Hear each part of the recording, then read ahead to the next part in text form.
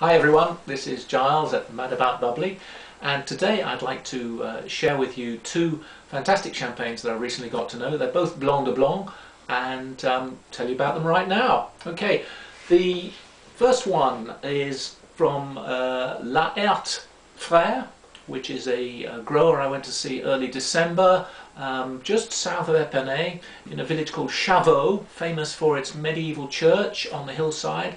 I don't know if you can see it in the poster behind me, but it's a real landmark. Now, Laherte is run by Thierry Laherte and his son Aurélien. They're biodynamic growers. They're halfway through an 11-year process to convert and get certified all their vineyards, and they do this partly by conviction that it's the best thing to do for the environment, and also by conviction that you get more flavour and more concentration out of these type of biodynamic practices. You'll see that I've opened this bottle already. I've sealed it with a hermetic stopper, which are really good. You can forget about putting spoons in the handle of a spoon in the top of a bottle. It always comes up as a sort of old wives' tale, but it's never worked for me, and as far as I know there's no scientific evidence for that. So this particular champagne is a Premier Cru. It's Blanc de Blanc, as I say, or Chardonnay that means, and the actual name of this particular one is called La Pierre de la Justice. Great name. The legend goes that there was a stone way back, hundreds, maybe even thousands of years, where the local justice was dispensed. So if you've been a naughty boy, you'd probably go to this place, have sentence passed, and if you've been stealing something, you'd have your hand chopped off or something horrible like that. But that's the legend around the La Pierre de la Justice. Fantastic back label on this, tells you a lot of information. Notable amongst this is that this particular plot of land from where this champagne comes was planted in 1961, so those are vines that are well over 40 years old, coming up to 50 years old, and the older the vine, the lower the yield, but the more concentration of flavours you get in the grapes. 100% Chardonnay, 30% reserve wines, and you remember from one of my previous videos about reserve wines, the higher the proportion you have of these older wines, the more full flavoured and rounder and smoother the champagne is going to be. 30% on the high side. Dosage, that's the amount of sugar added, 7 to 8 grams, that's on the low side, so it's still a brut, but brut can go from 6 to 14 grams, so this is on the low side of brut, so we know it's going to be slightly dry, and also because it's a Blanc de Blanc, it's going to have that crispness, that floral sort of citrusy flavours to it. So let's see what that's like. I tried it earlier on actually, and it was too cold. So you can serve champagne too cold. This was sort of practically out of the fridge. About 8 to 10 degrees is the right temperature. So lovely mousse on that. Actually taking a really long time to settle, which is great. Lovely sound. Don't forget, champagne is the only wine you can appreciate through all 5 senses, including your ears. One of the things I love about this champagne is as soon as you take the cork out, there's this fantastic perfume that sort of fills the air, mark of what I think is really great champagne. So I'm moving it around in the glass a little and seeing what it smells like.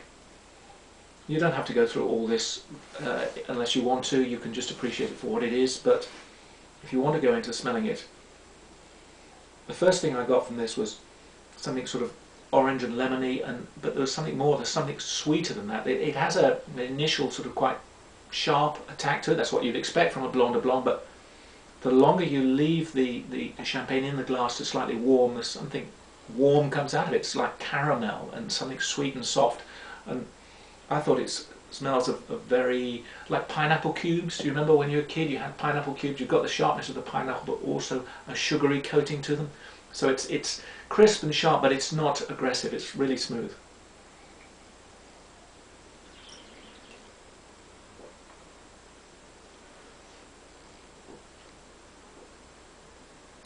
Almost unusually a hint of something strawberry-like there, but also a hint of aniseed. You often get that touch of aniseed in there, gives that real freshness. Got a nice long finish, I like that one a lot, and it's one I'll be talking to you about more in another video. Concentrate on just this producer. Now on the other side of the table we've got another Blanc de Blanc from a company, another small grower, because I love these small growers. You can find out all about the big brands yourselves. Where I hope I can help you is by introducing you to some of these smaller growers. This one is called Legras et Haas. Sounds a bit Germanic, I guess, Haas, but it's not. There's I know a guy called Haas out there, and there's many Haases in the area. This comes from another village called Chouilly. This is a Grand Cru in the Côte de Blanc itself, just south of, or just by the famous Château de Saron, where Moet and Chandon do a lot of their entertaining, and just on the north side of the La Côte de Blanc. Nothing extra to be gained from the label there, except it says Champagne, Legras et Haas, Chouilly, Grand Cru. So this is a Grand Cru, one of only 6 Grand Cru in the Côte de Blanc area. And again, I had a glass earlier, which I've let to warm up. Let's just top that up now. Not pouring any more than half a glass full. You never need to pour your champagne glass more than half full, or any wine glass for that matter. Again, you can hear those lovely bubbles. This has got a quite different nose to it than the Laherte. This is really perfumed in the sense that it reminds me of talcum powder. It reminds me of the bathroom and bath salts and as I say, talcum powder. Really got that sweet rose petal nose to it.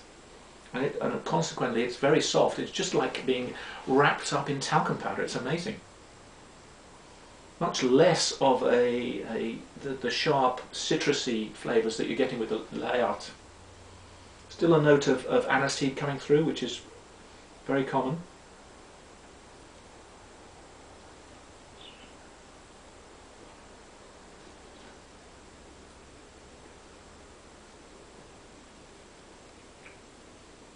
It's got a really long finish. It's still lingering in the mouth long after I've swallowed it. So to contrast these two, this is softer, much more floral, smoother if you like on the palate.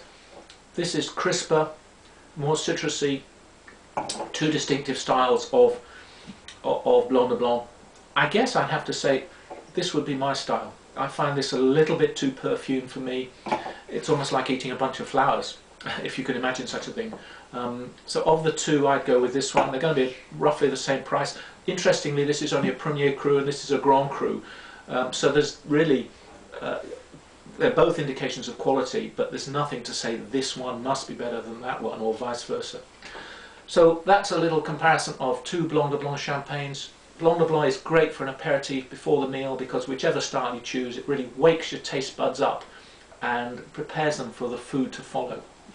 And then of course once you go beyond the aperitif, there's a whole spectrum of champagnes to discover, and we'll be talking about those in another video.